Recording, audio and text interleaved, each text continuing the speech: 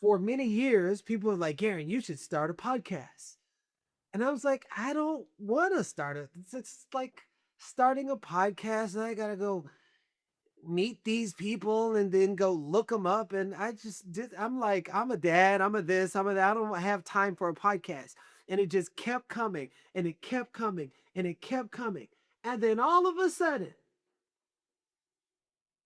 when Tribe Mind came, which by the way, I just didn't want to call anything by master. I'm just not a fan of the word like master bedroom and mastermind when I know what, how it got colonized and what it's rooted in.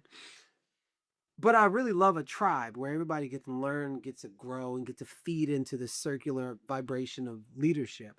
When I was coming up with Tribe Mind, you know what came through? Garrain, you should start a podcast. I'm like, wait, no. And then I said, well, what if I just open it up? What if I just let whatever's in the field come through and me not try to take my own inconvenience to block what creation is trying to tell me, not what people outside of me, what creation, is trying to tell me. And then all of a sudden, it highlighted people in my life who are my close friends who I've never wanted to ask them for favors or ask them certain things because they have enough people trying to maneuver their way into people's lives. I didn't want to be one of those people. But meanwhile, they'd ask me, they'd call me, they'd be strong enough to ask me for support, and I was always there.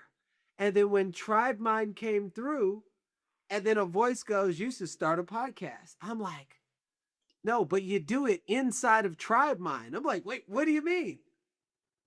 Call it the magical unlock. I'm like, what's the magical unlock? Mind you, I'm by myself when this is coming through. No, I'm with Laura. I'm with Laura when this is coming through. And whenever I start channeling, it's like I start waving and you'll think I'm on another planet. It's just, everybody has their process. And I'm like, the magical unlock. It's a podcast with people who have created a magical unlock in life. I'm like, you know how easy that would be to talk to my personal friends and be like, yo, I want to interview you on how you created dopeness in your life, how you fell out, how you created capacity. And I would love to interview you in front of the people who have enrolled inside of Tribe Mind.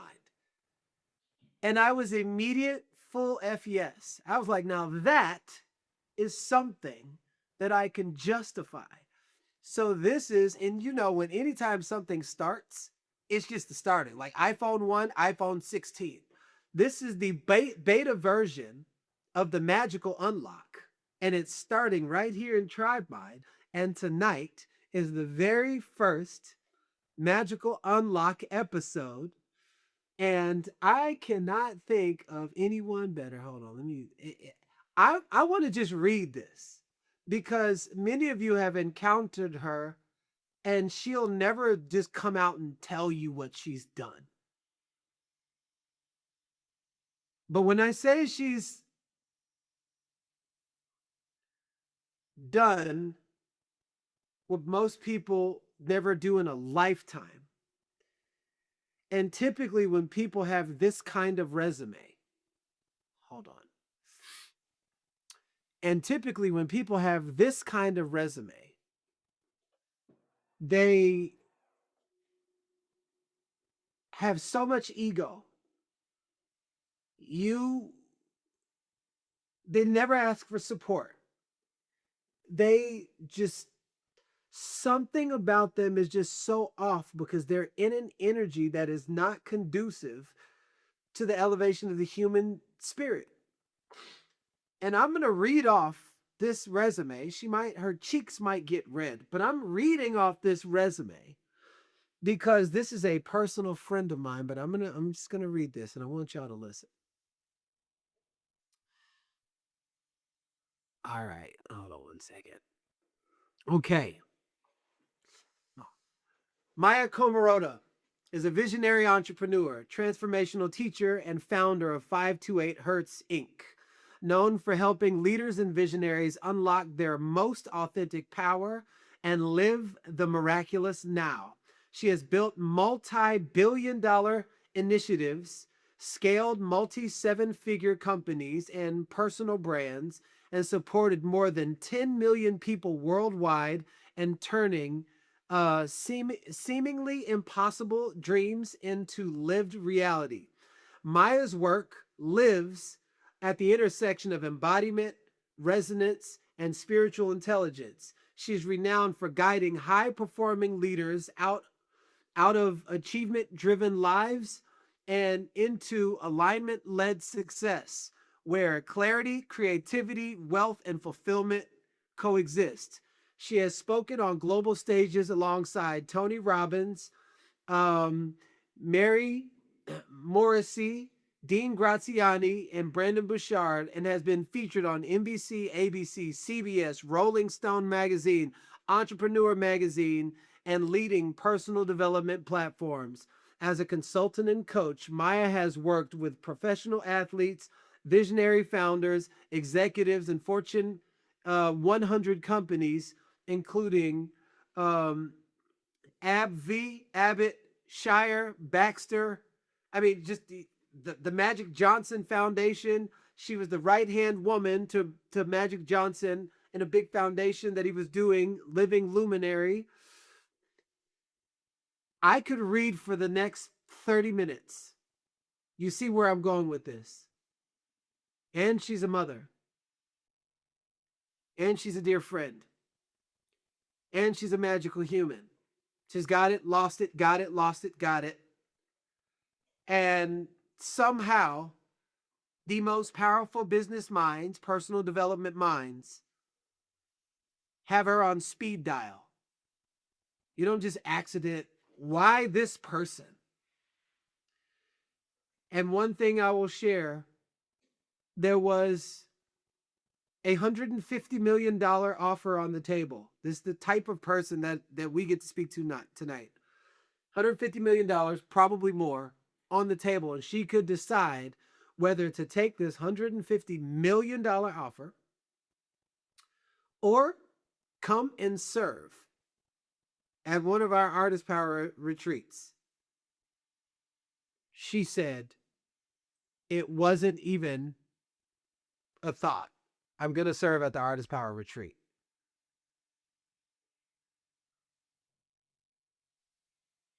I don't know about you, but I might figure out how to get both. But it wasn't, I'm just being 100. But this is that caliber of a person. She's the person that I can personally call, and I don't have a lot of those. When I need to share the deep, and I don't want anybody to know. And I am that for her as well. Sweetheart, not afraid to cry, not afraid to bust your chops when you're not in alignment. Is so quick, and somebody that can easily be in masculine, easily be in feminine, and is a well-embodied human being. Everybody give it up for the amazing, the incomparable, the extraordinary Maya Comerota.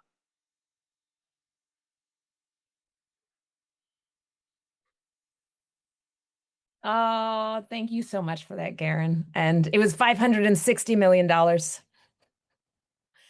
I knew it was something up there. So yeah, I'm just gonna casually turn down $560 million deal to come serve at Artist Power retreat. It was not a casual turn down. And there were things that were out of alignment in it. And that was a big reason. But I also knew, and this is what I know I shared with you, that I could not, in my full integrity, show up at an Artist Power retreat not living in my greatest integrity. I couldn't be there knowing that I was compromising myself, which I would have been doing had I said yes to a $560 million deal that I knew did not serve me or the people that I meant to serve long term. And so, and I think what's important about that is it wasn't like I had bajillions of millions of dollars in the bank that I could say no to $560 million. I was navigating a divorce. My saying no to $560 million actually meant saying yes to $200,000 of debt because I was saying no to something that I had been building for 18 months. And so I said no, recognizing that that it would put me in a financial situation that I would need to navigate in collaboration with Big Daddy, my spirit and God, and I trusted in that. But I so appreciate the introduction, and it is such an honor to be here with all of you guys and with you, Garrain and team. And I couldn't be more honored and blessed to be with you guys. Well, first off, your integrity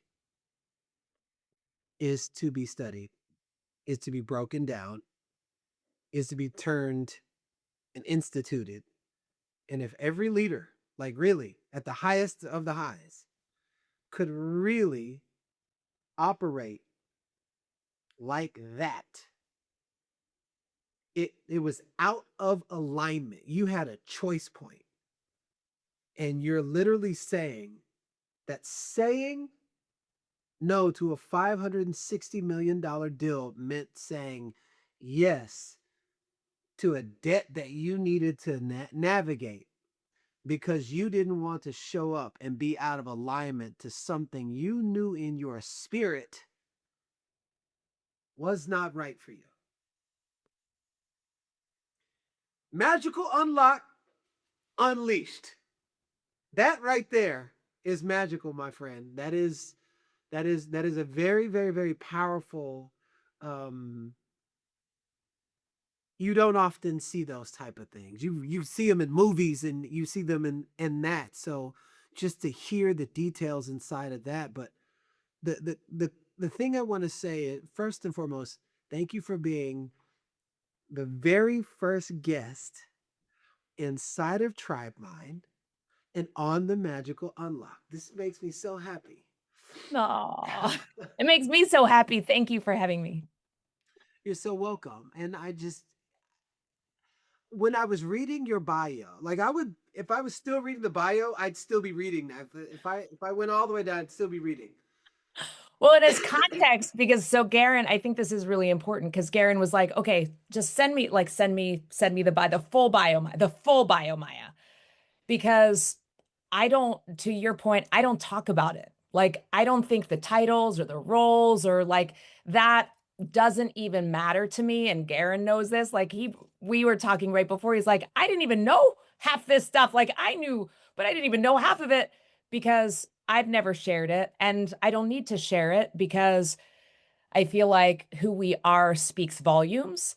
But in the essence of like, I think it's important. It is important to share some of the things for for the conversation. But I think what's most important is what lives beyond, what lives beyond the resume. Um, but I think there's far too often people hold on too tight to the things that they've done and the titles that they've held I titles that they've held. And I've recognized that one of the most powerful magical unlocks we can do is release it all. I love that you said that because again, it's very, very, very rare to hear and see, and to hear the sincerity and the articulation.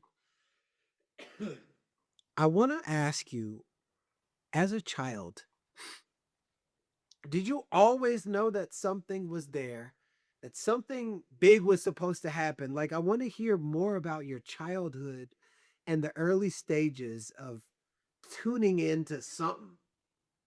Yeah, I would say there's a couple things. So one, I always wanted to be a singer. So I thought I was going to be a Broadway show star, a hairdresser. I'd make sure your hair looked fabulous, that we sang great music, and that I like healed you along the way. My dad was arguably the best vascular surgeon in the entire world. He was the guy that when people were dying, they would call when they didn't know who else to call, that they were going to die. They would call my dad and he would figure it out and he would save their life. And I remember, I was probably about like 6 or 7. And I went to a dinner. I would often go to like these dinners with my dad and my mom, and there was this couple, and the guy walks over to my dad and the wife walks over to my dad, and she's in tears because the guy was going to die, her husband was going to die, and my dad saved his life. And there was just, I saw their gratitude, I saw the hope, I saw like life being brought to life, and the just very genuine, like, wow, this, my dad changed these people's lives. My dad brought hope. And I remember going, that I'm going to do that thing, the bringing back hope, the bringing back life. I knew I was going to do that. I didn't know what that was. I just knew it was that feeling that people had with my father, around my mother, like that was what I was going to do in the world. And it would be accompanied by singing and doing great hair. You said, and doing great hair? Yes, I also wanted to make sure everybody's hair looked fabulous. Because your hair looks fabulous. It looks like perfect, straight out of a magazine. And so then you had these early, it's like the early seedlings of what has sprouted into what you do now. But then when you were in high school or middle school, was there ever something that you knew that was beyond just I go to school, I wake up, and there was like a touch of magic? And what I mean by magic is you thought of something and then it happened, that it was like whatever was leading the cookie crumbs that was leading you to the right now self. So, I mean, if I were to look like now, knowing what I'm doing and where I'm going, and like now knowing everything that I know, I think, a lot of the big cookie crumbs was like, I cared about people. Like I really cared about people. I wanted to do the Special Olympics. I wanted to be the leader and guide and coach for the Special Olympics. I had like a little brother that had cerebral palsy. I would volunteer and do, like, I really wanted to serve people. And so that was a big part. And then singing was a big part. I sort of shut that down in high school, so I didn't realize, like, I think I started following Why all did the you shut that down? um I don't exact so I don't have a lot of memories from my childhood. I don't know why I don't have a lot of memories from my childhood, but I don't. Um, I believe in some way, shape, or form, I was ashamed of it. And in some way, shape, or form, I was like, nope, that's not going to happen. And I really, like, I wanted to go Broadway, and then, it was like, no, you need to go to school, you need to get a good job, you need to like follow all the rules. So I just followed all the rules. But now circling back, I'm circling back to that super creative part that is really igniting me. So I see the breadcrumbs from there now. But I think the thing that was always there were two things. One, there was always this desire for humanity, like this very human care. I remember, like, this is one of my memories. You know the UNICEF commercials? You know those? What year was that? I mean, this was a long, long time ago. This was like 35 years ago, 40 something. Yeah. Yeah. No, I don't remember. Oh, you don't? You don't remember? Does any of you guys remember UNICEF commercials? Okay. Some of them remember UNICEF. But it's like the kids that are in Africa, and they're starving, and they have the big distended stomach, and Oh, they're yep.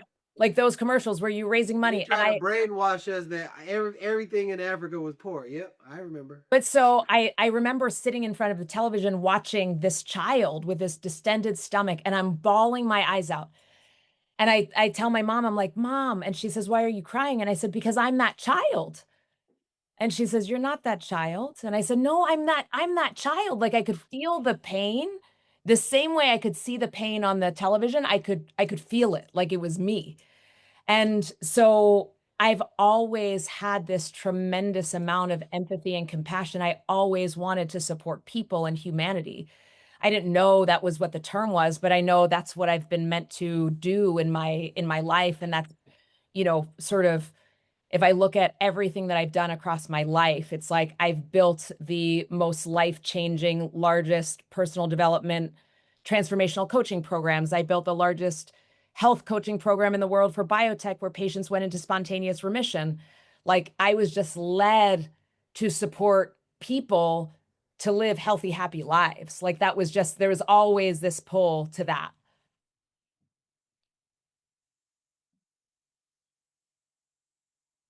It's really cool because I'm getting to meet little Maya and her curiosity and her deep desire for really helping humanity, and anything that was close to whatever that desire was, you were like, yep, number one, yep, number one.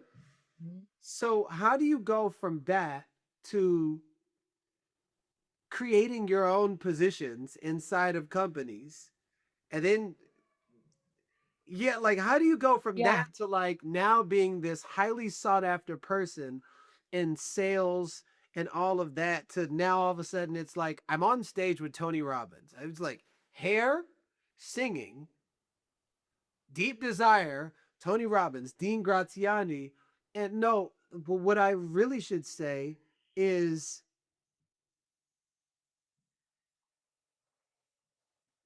the other way around. You got to be on stage next to them. No, they got to be on stage next to Maya. And so, how did they get to be on stage with you? Yeah. You know, it's kind of a cool story. So I think the other thing as a child, and I think we lose this part, but as a child, it was like anything was possible. And then you learn that things are impossible in some capacity or in some way. But, anything was possible. So I didn't have this like limitation. And then I always knew, and I think this is truly what I believe has led me and driven me in every capacity because I would continue to hit a ceiling where I'm like, "Oh, you don't care as much as I care. Like, you don't care as much as I care. And I'm following you, dude. I'm following you, company. I'm following you. I'm an employee of this company. I'm an employee doing this thing, but you don't care as much as I care. You're not actually out for the people. You're out for the money. I'm out for the people. I know the money follows when you're out for the people. But like I remember when I was a corporate executive and I wanted to build these programs, I had actually we had the largest global brand in the world. The actual number one largest global brand in the world in the pharmaceutical industry. I won't go into the name, but we had the largest global brand. And they were looking to double their sales team. And I remember being like, you actually don't need to double your sales team. You need a coaching team for the patients. You already have all the prescriptions. You already have captured it. You're just losing it because nobody knows how to use this drug. And if we actually supported the patients, they would have better result. They would do this. And they say, like, well, if like who would do that? We'd never done that before. And I'm like, if you want it done right, then I will do it. They're like, Maya, but that's a step back. Like, you're here to be the global head of marketing and whatever. And I'm like, I don't care. I want to help the people. So I went from leading hundreds of people to then rolling my sleeves up and having a team of 3 that I then go into the field to work in nurses' offices and doctors' offices. And they're like, this is not glitzy, Maya. Like, this is not, and I'm like, I'm not here for the glitz. I'm here to help the people. And I remember I had this really amazing, brilliant vice president. And he looks at me and he says, Maya, and he's German. He was like a cross between Einstein and Kramer. And he's like, Maya, where do you want to be in 5 years? Like this is not your path. Where do you want to be? And that's my worst example of a German accent. I'm sorry. So he says, where do you want to be? And I said, it doesn't exist yet, but I'll build it. The role at this Stop. Stop. For everybody in the back, many people complain, why don't they do something about this?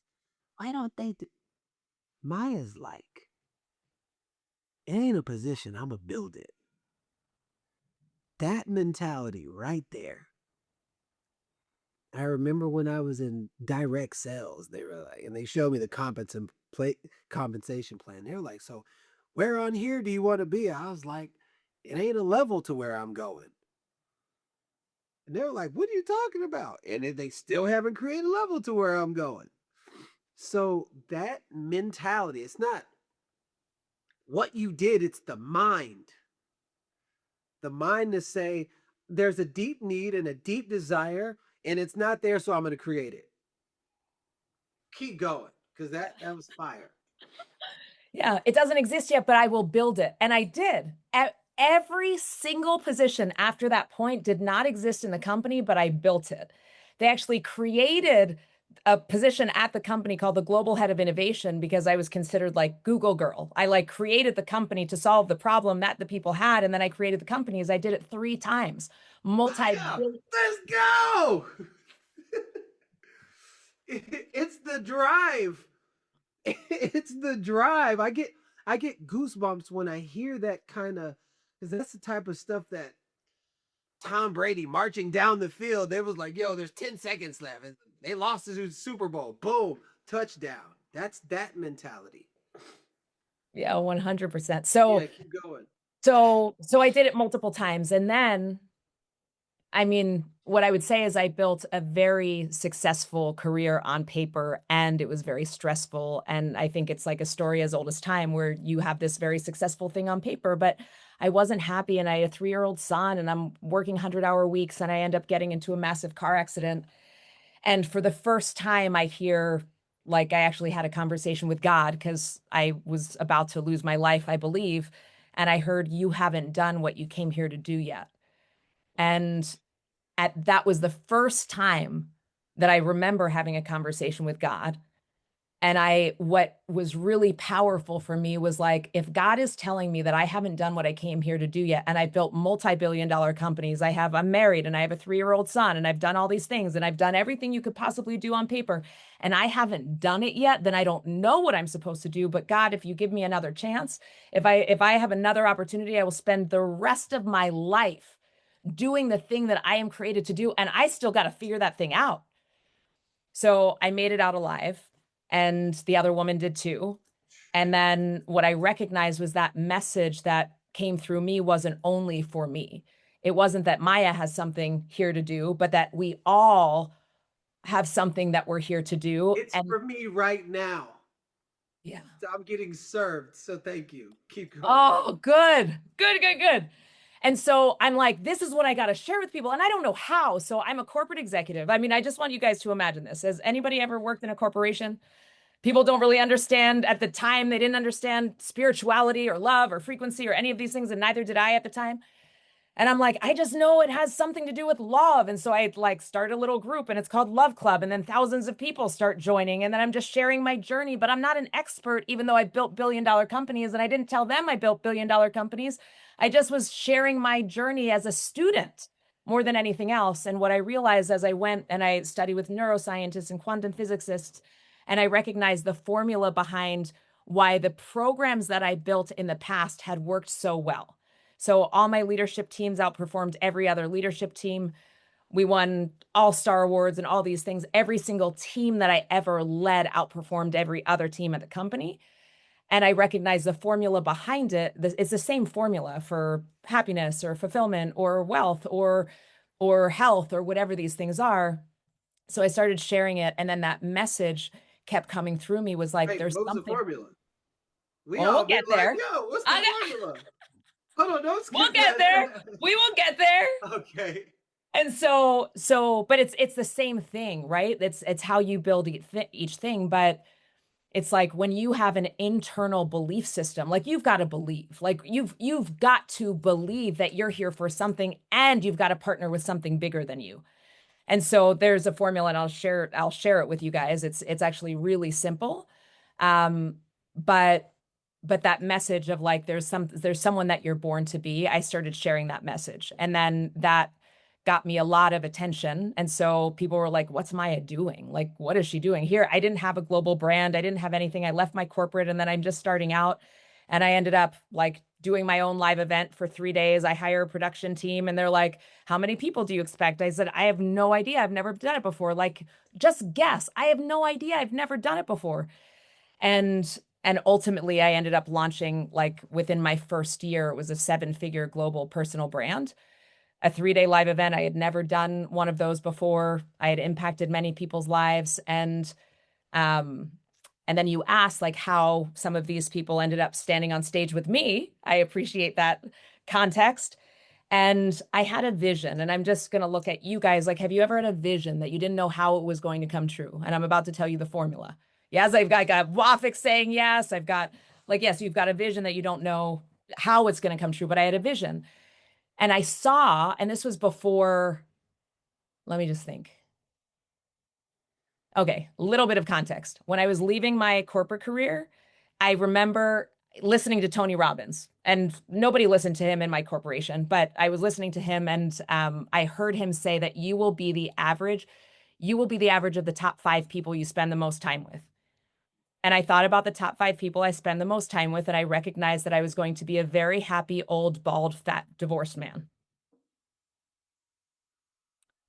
And so I'm like, all of the people I spend the most time with are these old, grumpy, not inspired, old, bald people. I'm like, that's my life. And so I put photos on my wall. I put a photo of Dr. Joe Dispenza. I put a photo of Tony Robbins. I put a photo of Oprah. I put a photo of Brendon Burchard. I put a photo of all these people, and I said, I will be like them. And I only had conversations with them. I didn't have inspiring people in my life at that time. So these were the people I would run down to my husband, and I would be like, I just talked to Tony Robbins today, and this is what he told me. I talked to Oprah today, and this is what she told me. And he thought I was bonkers, but this is what I did. And I said, I will do what they do. I will tell you now, fast forward, I've been business partners with 3 of the 5 of them. The other ones are coming, but I've been business partners with 3 of the 5 of them. So some of those things came to life. But I remember, as I was building this brand and as I was seeing what, like, Tony was doing and Dean was doing and a variety of different things, I remember having this hit. And it was, I'm going to speak at that event. And they had this event. It would have been my largest global stage. It was about 4 years ago, and it was to 2 million people. So it was going to be the largest event ever in the history of events. And it was to 2 million people. And I just remember being like, I'm going to speak at that. And then I was like, what do I do, God? Like, what do I do? Who do I talk to? Do I reach out to someone? And I heard from God, and I heard a no. We all hear and know from God in our own special ways. But it was like, who would you be if you were speaking on that stage? What would you need to do? And I have this principle that I call Be Her Now, and this is a formula. So the dream that you have, there is a person that is that person. And there is a way that she behaves, and there's a way that he behaves. And so be that person right now. So I'm like, okay, I mean, am I meant to, like, reach out to Dean? I knew him at the time. Like, I knew him. I could reach out to him, but I'm like, what do I do? I had a live event that I was about to run. It was going to be 3 days. It was August 8th, 9th, and 10th. Their event was ending on August 8th. I was like, if I'm speaking at that event, then I cannot start my event on August 8th. I need to be available on August 8th. So I switched my event August 10th. I was going to fly into LA. If I was in Arizona, if I'm speaking at this event, I'm in Arizona, then I'm going to fly to LA. I'm going to have 1 day for my rehearsal. I can start my event on August 10th. So I'm like, okay, what else do you need to do, Maya? Well, you're going to need hair and makeup. So I called my hair and makeup person, and I was like, are you available? Can I fly you to Arizona so that you can do my hair and makeup for some event? She's like, sure. So I have her flight books. I have all the things. What else do you need to do, Maya? You need to actually know what you're going to talk about. I call my speaker coach. And I said, I have an event. I'm going to speak at this event. I need a talk for like 20 minutes. She said, what's it on? I said, I'm not exactly sure. They haven't asked me yet, but they will. And she's like, okay, because she knows how I roll. A month before the event, they still haven't asked me. 2 weeks before the event, they still haven't asked me. 8 days before the event, they still haven't asked me. I'm like, God, what do you want me to do? Am I supposed to? And I'm like, you just release it. You don't have attachment to it. You release it. But I knew I was speaking at it. 7 days before the event, I get a phone call from Dean, and he says, what are you doing on August 8th? I would like you to speak at Time to Thrive. I had my, are you ready? I said, I've got my talk ready. I've got hair and makeup planned. I've got the whole thing. Like I became the woman that would do the thing before I even knew if it was done, but I also released it and wasn't attached to it. But the principle is be her now. I allowed, like, I didn't create the image. It wasn't me creating the image of like, I must do that thing. It dropped in. Have you guys ever had a drop in? A drop in image of like, oh, you're meant to have a line and it's his, hers, or whatever. Or you're meant to speak on that stage, or you're meant to be a DJ, or you're meant to write the book, or whatever. And then all of a sudden you're like, I can't do that. And then you just forget it. Instead of being like, oh, shit, I'm doing that. Shit. I'm gonna do that. I'm gonna speak. When that dropped in, I was like, fuck. I'm gonna be speaking on that stage. Okay, who do I need to be? I gotta start being her right now. Maya, you are spitting hot fire right now because I'm currently at a place in my life where I used to operate like that all the time before I had a family. And then all of a sudden there's kids, and then there's businesses, and then there's things, and then I'm in a whole expansion stage. And I'm like, oh yeah, you just reminded me to be my freaking self. But the self I know I'm designed to be, not the one trying to figure it out. And yeah, wow, that is really powerful. I love the mindset to instantly take from drop in and instantly transfer it. Who do I need to be? I'm gonna be her right now. Do y'all hear that? It's like boom, be right now, right now, right. It's there was no time to fester. So what I'm hearing you say is you did not give your time for the analytics of your mind to take the weeds of your past to come and take your future's garden. What you said, nope, there's no time right now. Here's who I need to be. That is 100%. that is extremely powerful. And so now that you were on this stage, all this stuff happens, and then you get into this car wreck. Your life is on the line. Like you're basically a dead person talking to God. Whatever you ask me to do, I will spend the rest of my life doing. What did that feel like? How did it come in? Um, did were you instantly in that moment on almost on your deathbed? Were you saying, well, who do I need to be? Was it the same formula? What happened in that instance? It was, I mean, here's what I'll tell you. When I had that experience, I felt a massive amount of regret. Like I was in this car accident, and this was before all the Dean Tony stuff. This was right before I left my corporate career, but it was actually the reason 6 months after that accident I left my corporate career. I left a 15-year career, a pension, all the money, everything. I left it. And I just was like, I don't know what I'm going to do. Like, I don't know what I'm going to do, but here's my computer and here's my phone and here's my car and here's the things.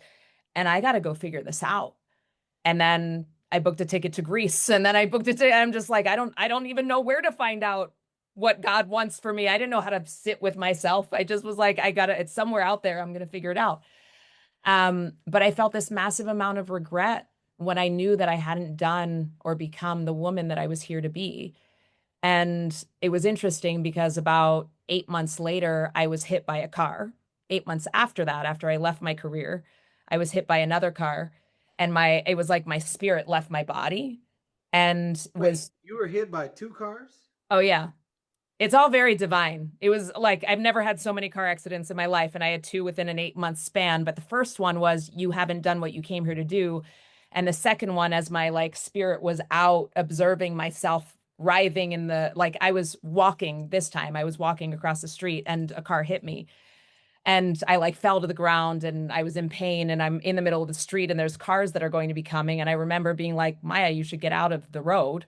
And there was this part of me that was like, you're okay. You're doing it, Maya.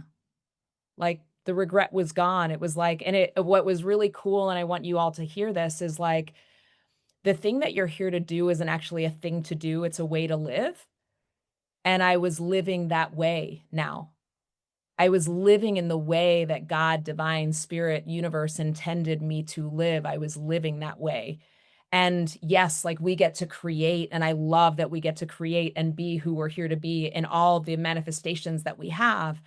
And it's more about how we live it, and like the how versus the what. And that was a really powerful awareness for me, was like within the span of 8 months, I went from living in regret, like having this if I had died that day in the car accident, the first one, I would have had regret. If I had died the second one, I would have felt like I'm doing what my creator has me doing.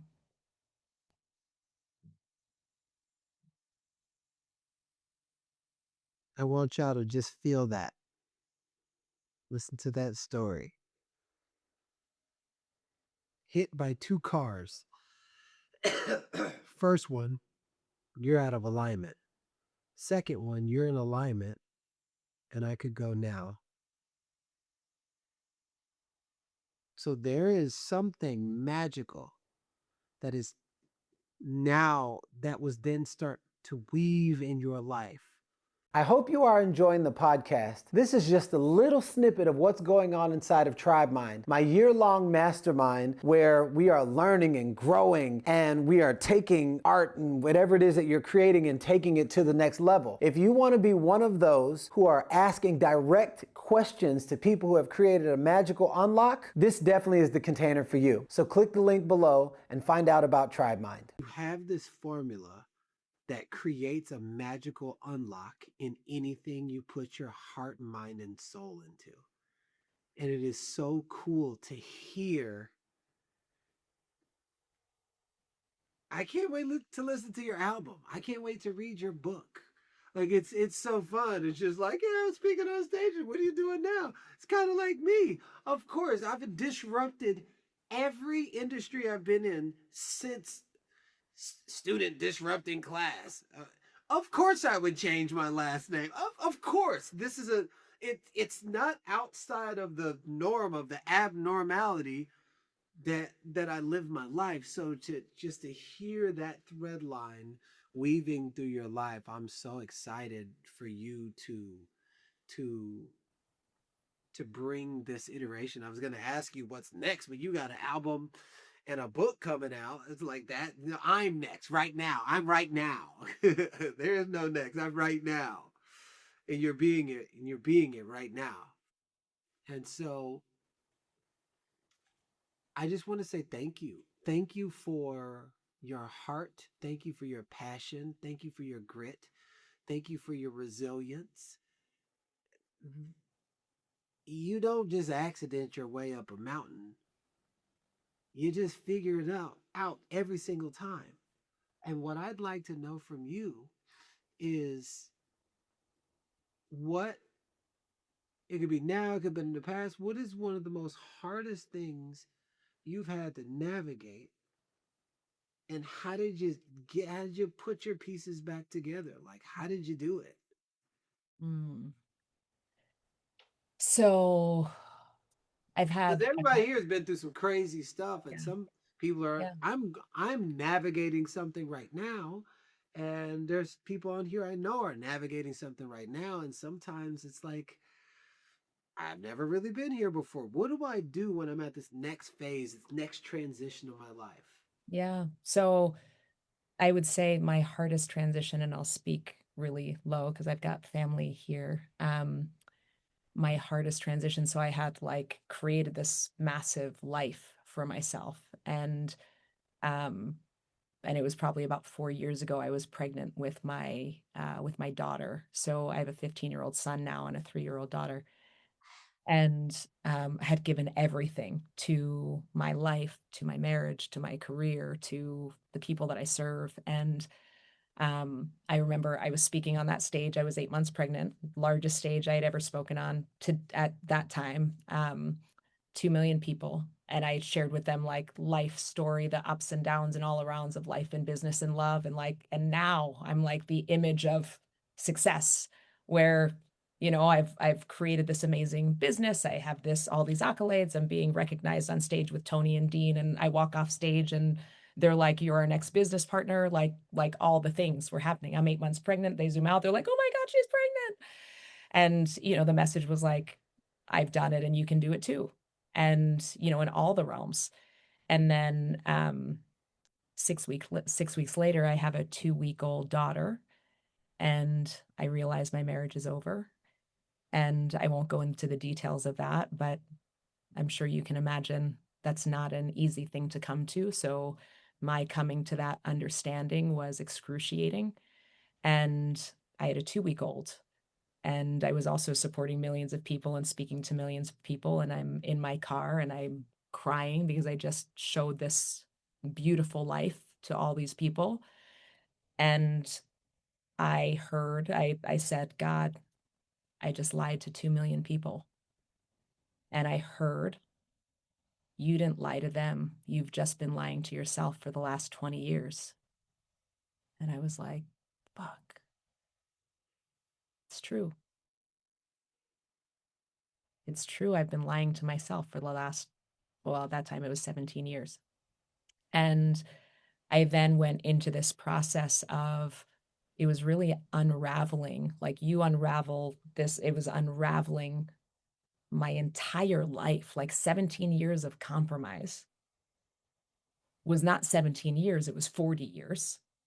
Like I learned how to compromise myself in my marriage, and I learned how to compromise myself. And Alex, to your question, I learned how to play smaller than I was. I learned how to show up just small enough that the others could be more powerful, so that the others could feel better, so that and I was with some powerful people, but I knew how to show up just small enough that I could be on the world's biggest stage still feeling small.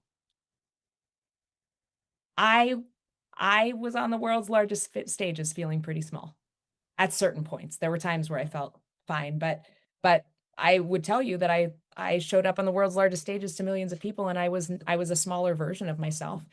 And so to your question, Garrain, like I had to allow myself the time and space to unravel, and I did. And I allowed myself to not be everything that I had created myself to be. And um like I really allowed a lot of identities to fall away. And I think recognizing that you're in the middle of the story, like I'm still in the middle of the story. You know, the story's not over yet, but I do know that there were parts of me that needed to unravel. There were parts of me that needed to disintegrate. There were parts of me that I needed to let go, and it was excruciating. There was a tremendous amount of grief, and it took the better part of 3 years for me to, like, I would say I'm now, you know, on the rocket ship again, but there were these years that I did a lot of things more in private than I did. I'm like, I don't want any part of my identity that's false. I'm not lying to myself anymore. I committed to not lie to myself. That was a huge commitment for me, is like, I'm not lying to myself anymore. The business partnership that was $560 million, and it looked really great on paper. I would look really impressive, people. You would know a really impressive Maya had I said yes to that deal. And there's a part of me that was like, no part of me needs to be impressive at the cost of my soul. No part of me needs to be impressive at the cost to little Maya. No part of me needs to be impressive to the cost of my joy, to the cost of my fulfillment, to the cost. No part of me needs that. And so, you know, whatever season you're in, I would say, like, you're in the middle of the story. This isn't the end of the story. I know how the story ends. Like, I know how the story ends. And it's bonkers. Like, it's bonkers. And, you know, if I can share with you guys, Blake had asked like mindset tools and tips and all these things. And I would share, like, your vision needs to be super present in your mind, in your, like, it needs to be in what you wear. It needs to be on your wall. And I'll show you guys, I don't know if you can see this, but I have like a vision wall. It's a work in progress right now, but my daughter's on it. My son's on it. I'm on it. Um, but where I spend the most time, a vision freaking wall. Like this thing is going to be like 12 feet tall. Like it's going to like the whole, my goal is this entire wall is a vision freaking wall. And then my son's going to have a vision wall. And then my daughter's going to have a vision wall. And it's like, I remember I learned this from, um, one of my mentors I want to say it was like Brendon a long, long time ago. And he had a client that wanted to lose weight. And he's like, I want you to put a life-size photo of you in your house, a life-size photo of you at your ideal weight. And she was like, I can't do that. He's like, well, how bad do you want it? How bad do you actually want the dream? How bad do you actually want the thing? Like, I want your, like, who you are, the energy, the frequency. It takes me like days, weeks to like find the actual energy, and you must be on that wall. I don't want a vision wall with you that you're not on. Like, you must be on this wall. It's got to be you. It's got to be your energy. It's got to be like the frequency of everything you desire. But it's got to be a constant reminder that this is who you're here to be. Like I look up there, I go to bed and I look up at my wall and I'm like, that's my boy, that's my girl, that's me. Like that's the me that I am. And I'm constantly reminded of it. But whatever season you're in, it's the middle of the story. And allow yourself to let go of everything that you thought you were going to be so that you could be who you truly are. And let me just tell you this, because there are going to be times that are so unsettling, so unsettling. I'm like, I don't know who the fuck I am right now. I really don't know. I don't know because I'm not this woman that held on to the titles and the roles and all these. I'm not her. And I had a certain edge when I had those things. And then I know that's all illusion. So that's not me. But then I'm not this woman yet. So I'm this woman that had to let go of an identity and had to finally let go in order to allow this new one to come through. So there's going to be a time when you're like in the messy middle of being the caterpillar in the cocoon that's like all a big mess, that soon you're going to be the butterfly, but you can't become the butterfly without being in the cocoon and allowing all your insides to come out. And so if that's where you are, like just know I so honor you and celebrate you. And that's a tremendous amount of courage to allow all your insides to come out and let go of an identity to then allow God's spirit to mold you and refine you to who you're here to be. That is the exact situation I'm in right now. And I've been here before. This was my prison. They're like, how'd you manifest your way out of a 12-year prison sentence?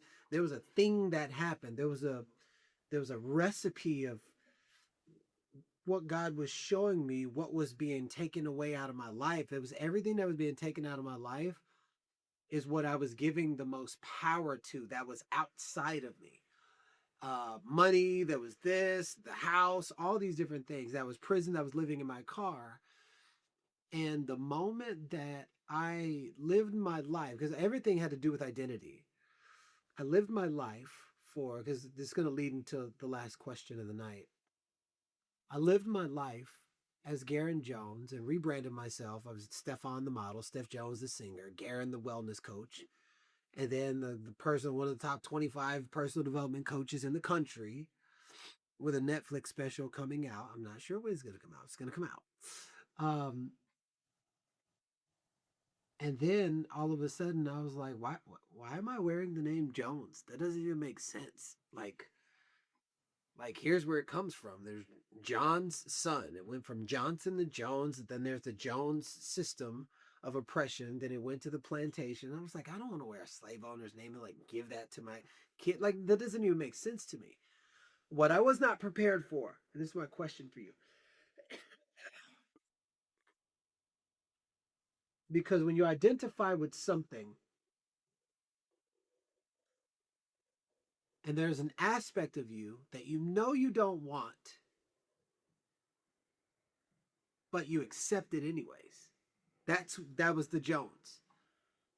The moment I lifted my name, it exposed every area in my life that was connected to the Jones brand. Something I know I don't want, but I accept it anyways.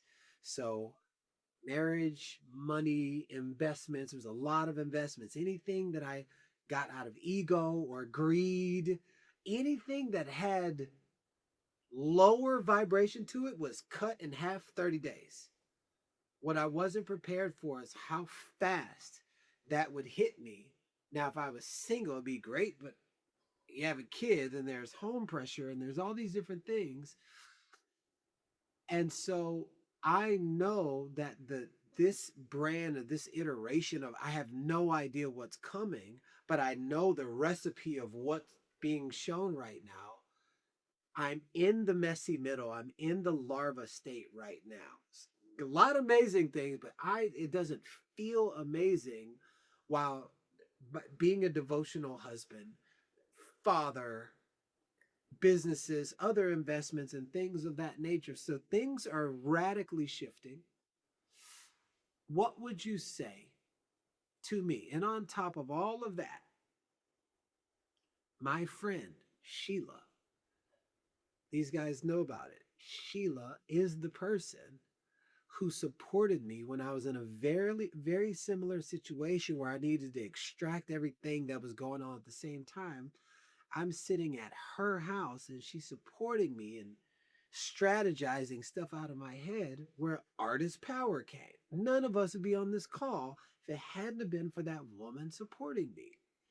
She put a bullet into her brain a week ago. So, amidst all of this, a very dear friend of mine, and this is why it hits me so hard. Not only is it a friend, Sheila is known as the strong person that holds for everyone. And I was like, you know who else is known as the strong person that holds for everyone? Me. But the other strong person I know blew her brains out. And so I'm sitting with all of this, trusting. But let me tell you, the messy middle is where I'm at. So this call was for me. Thank y'all so much. Thanks, Tribe Mine. Y'all could have, whatever y'all got, but this call was for me. Uh, and what would you say to me? Yeah. So this call is also for me because I'm still in my middle too. So just so we're all very clear, and I think it's probably for everyone because I think everyone's probably in your middle. And so I'll tell you what I heard and what I am now telling myself and even have lived through now more recently in like this last like week or so. Um, I heard from I shared this, but I heard like you're trying to hold it all. So was Sheila. Like there is a power far greater than any one of us that is holding us, and yet we still try to have all the control. We're taking the wheel from spirit. We're taking the wheel from God saying, I can handle this and I can be this father and I can be this person and I can be this thing and I can hold for everyone. And you're not meant to. I'm going to tell you what God told me is take care of my children. But first and foremost, I drew a diagram and it was God, me, my children, everybody that I impact. God, me, my children, everybody that I impact. I had, okay, I'm going to share something with you guys that I have never really shared publicly. And nobody knows this. I don't even think I told this to you, Garrain. But it was probably about close to 3 years ago. And I was, this was when I was partnered with Tony and Dean and all the things. And I was invited to speak at like one of their really, really large events. And I mean, that was normal, but there were a lot of things that happened. I had a lot of pressure. I won't go into all the details around it. I ended up needing to take my children to Arizona, and I had a daughter who's 9 months old and like needing to get an Airbnb and then a person. And then I'm literally taking my kids to the studio and having all these thousands of people watching me. And I had a panic attack on stage. Nobody knows. The people who are watching didn't know. The producers didn't know. Tony Dean didn't know. Nobody knows that I had a panic attack on stage. I knew. I'm super functioning. Garrain, you're super functioning. All of you guys, Alex, Jay, Cynthia, Olga, Dawn, Mallory, we are super freaking functioning. People probably are never going to know that you're suffering to the degree that you're suffering, like Sheila. She can be the strong one and hold for everyone else and then do what she did. Why? Because she's holding what she is not meant to hold. And I got from God, I got from Creator, Maya, you release this. And I haven't shared this. I would feel stress like run down my back, adrenaline down my back in the shape of a crucifix. I just realized this a couple weeks ago. The cross on my back would be in the shape of a crucifix. And I was like, help me understand this, God. Help me understand this, God. And I recognize I'm like, how I'm this, and this is true for you, Garrain. You are the most amazing leader teacher because you live it. And the greatest way that you teach is through how you live. That's why you're so powerful, not because of what you say, but because of how you live. We could not talk for months, and yet I know how you live and the impact of one moment, and then we can talk all the time. But like the way you live is what's important. This is the reason why, and I'm like now diving into lots of things to understand it, but it's the reason why like Jesus was on the crucifix and he gave all his power. He was not afraid because he knew he had God. He wasn't afraid on a crucifix. I never understood that. He wasn't afraid because God got it, but he released it to God. He released it. He's on, and I'm like, oh my God, I have a crucifix on my back. Maya, you are the one who's putting it there. You are the one who's putting the crucifix on your back. I was like, I just canceled something literally today. I restructured everything. I released an entire program. I told everyone, they were in tears. I have a retreat that was meant to be in February. I postponed it. It's going to be in May. I shared with them. I said, listen, this is what Spirit is calling me to do. They were all in tears and they said, thank you. Thank you for living this. Thank you for showing us. Thank you for being the person that lives it. But I'm like, I don't know what I'm going to do if I don't run this thing. What am I going to do? I'm supposed to serve these people. They're supposed to show up in 1 month and I don't know what I'm going to do. But I'm like, I'm here to show them through my lived experience. And in some way, shape, or form, it's all working out for us. I'm going to release this all. I haven't felt the crucifix since I had this whole experience. But I'm like, if I did it again, I would have called Tony and Dean years ago. And I would have said, I cannot show up. I need to take care of my children. I need to take care of this child, number one, first and foremost. It is not about me needing to hold all the entire universe. It is about me holding me in a moment and recognizing this morning I woke up and I just felt God's hands around me all morning for 3 hours. For 3 hours, I was like, can I just relax into your arms? Like, let me just relax into your arms. For the first time in my entire life, recently, I am surrendering. Like we are all being guided to a deeper relationship with higher power, a deeper relationship. That is what's happening right now. Like we got all the tools. I joke around with my friends because I'm like, none of us can Tony Robbins our way out of things right now. We can't positive mindset out of it. We can't like all the tools that you know right now. I promise you. And I love all these personal development people. They've been I appreciate them. And this is not a mind thing. This is can you deepen your relationship with Spirit? Know that Spirit's got it. God's got it. God's got you. And stop being the martyr. Stop holding it all. Stop hanging yourself on the crucifix. That was my crucifix. I'm like, God, and I believe that you probably feel this way, and all of you. I'm like, I am a good person. I'm a good person. Why am I'm handling it all. I'm holding it all. I'm holding it all for everyone. I'm doing a good thing. I'm doing it for my kids and I'm doing it for the people that I picked. I'm doing it all. And God's like, stop it. Take care of my child. I'll take care of you. I'll take care of you if you trust me, if you release it. I tell you what, Maya could have done all the things that are on that resume. Maya could have done those things. Maya cannot do what Maya herself cannot do what is about to be happening. She cannot. And I will be a living testimony that's God, that's God's hand. And this is like, I'm going to tell you, Garrain, God's got you. You don't got to hold it. It's not for you to hold it all. It's not for you to be responsible. It's like, what can you just let go of? What can you surrender to say, you know what? I am you are the greatest, one of the greatest leaders in the world that I know because of how you live. And this is the next level, to live in this deep trust, like the full on trust. God's got it. This is not like God's got it. This is like God's got, like the knowing. It is the peace that is beyond explanation. I have a peace beyond explanation now. And I have the opportunity to practice it every day. I can return to the thoughts. I can return to responsibility. I can return to I've got to hold it and be responsible for it all. Or I can be like, okay, God, it may mean I shift some things in my life. It may mean, okay, your plan, not mine. Your will, not mine. That's what I needed to hear and feel. And I'm looking at the tears on this call. Thank you. Thank you, Maya. Thank you for your heart. Thank you for your service. Thank you for your ability to develop the courage to surrender it all. Surrender it all. And I love you dearly. And I'm just so thankful. This is a moment in time. I'm telling you from I can't speak on behalf of everyone else, but for me personally, this is one of those benchmark moments. And so thank you for being someone who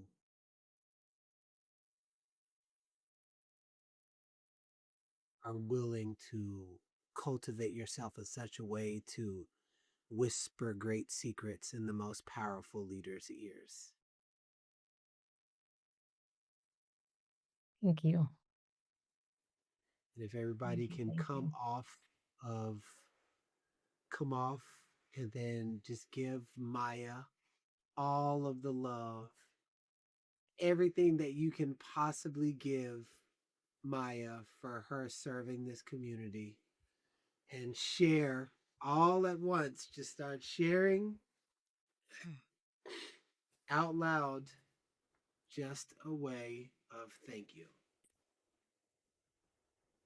Thank you so much, Thank Maya. you, Maya. Thank you. Love you Thank so you, much. Love you, You're Maya. Maya. freaking Love you, amazing. Maya. That was Thank you, incredible. Maya. Thank you Such so good much. medicine. Thank you. Oh, pure magic, Maya. Thank you. Absolutely potent. Oh, thank you guys so much. And one thing that I want to share that I think is important because it's really easy, not easy, but like to show up and be your best self and all of these things. And at the same time, I think it's really important to know, and I know I shared this with Alex, and is like feel things fully. Like there are abuses, there are circumstances, there are things that like we must feel fully to allow them to come to completion. And it's not to like positive mindset our way out of it. It's like allow yourself to feel it. I literally was on the phone with Garrain and also Laura, and I was like, can you please hold, like, I want to share something that I have not spoken out loud, and I just want to share it because I knew they could hold me in it. And it was not to stay in it, but I needed to name something clearly so that I never accepted it again. And so, like, Alex, to your question of like some of these things that come up, I needed to name it. How did Maya become the person that played small sometimes? Well, there were experiences in my life that I could remember that were the reason why Maya started to play smaller, why Maya apologized, why Maya and I named those things for the first time ever with Garrain and with Laura. I was like, can you hold this? And they did. And because I named it, there was a healing that happened from it. And so I just share that because we have things that happen in our life that affect us and they're hard and excruciating. And it's okay. Like you can feel the things right now and let them pass and name them and have someone hold you. And you've got the best team to do it. And I'm here for you too. Like I love you guys. And so I just wanted to presence like this is not about denying any part of yourself. This is about full allowance and full surrender, and also knowing like I'll give you my one last secret because I believe God, spirit, universe like wants to have a relationship with us. So I'll give you my nickname for God. And I was talking to a colleague of mine and I was like, how would you show up? Like if you just knew that like if your big dad was there protecting you, like you were going to talk to some bullies and you were going into a room and like you knew that your dad was there and he was going to like mess some shit up if like somebody messed with you, like you wouldn't falter. You'd like show up in front of the bullies because you know Big Daddy's there. Like Big Daddy's there. And so I call God Big Daddy. So I pray to Big Daddy. I talk to Big Daddy by the power vested in me by Big Daddy. And so I joke all over, like, I just love having a fun relationship with, like, it's not so serious all the time. And then sometimes it is, but developing a relationship with higher power, like, oh, my last other thing. I believe that all the suffering we have, and this will be good for you too, Garrain, all the suffering we have is because, like, they say don't have false gods. There's only one God. There's only one God. There's only one higher power. There's all the suffering we have is based on creating a false God, a person, a role, a title, money, all of the things. Like when I think about why I had a panic attack on stage, I thought I was going to fail all these people because I made them more God than my God. Does that make sense? And so when you think you're going to disappoint people, when you think money, when you think people, when you think, oh no, I'm going to let them down, but it's like, no, you're a creator. You are made in God's image. Like you are one God, one higher power. That's it. And anytime you're in suffering, I would just ask yourself this one question. This will be good for you too, Blake.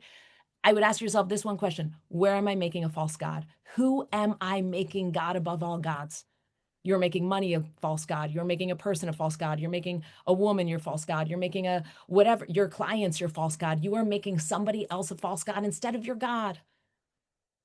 But when you trust in this to the point where somebody could be on a crucifix and know, like, I'm good. Like if I could hang on a crucifix and be like, I'm good because I got God, I'm good. Who knew? But I'm like, that kind of trust, that's the peace without logic. That's like it's simple. It's like, it's so simple and it's not easy. Simple, not easy. Thank you so much, Maya.